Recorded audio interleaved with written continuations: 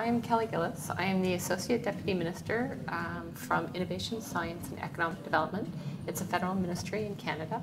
And one of our main responsibilities is looking at the microeconomic agenda for the country overall.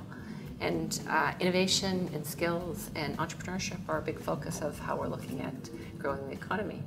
So when I'm talking to a lot of my counterparts here, and there's 51 people from 27 countries, it's amazing how much similarity there is in how we're looking at growing our economies overall. We're all at different stages, but we're learning and exchanging and sharing with each other, which I think is a valuable experience for us all.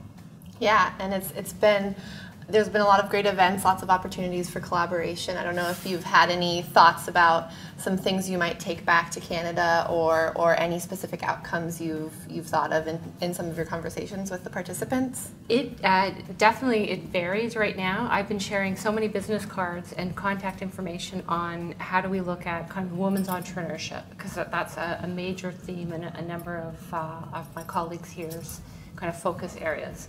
So whether we're looking at it in Belize or whether we're looking at it in Barbados, so how do we develop programs like that? So for us, I think it's a lot about sharing kind of conditions for success in how we're each kind of managing our priorities going forward.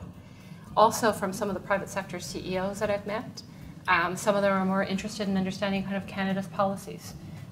The gentleman yesterday from Thurman, they're building ships in Canada, so our Canadian content policy was of interest to them. And he knows it to a certain degree, but he hasn't actually spoken with the federal government because he's usually an indirect supplier into that value chain. So I think that the conversations have been worthwhile, and they'll be continuing the relationships on many levels in the kind of days and months to come.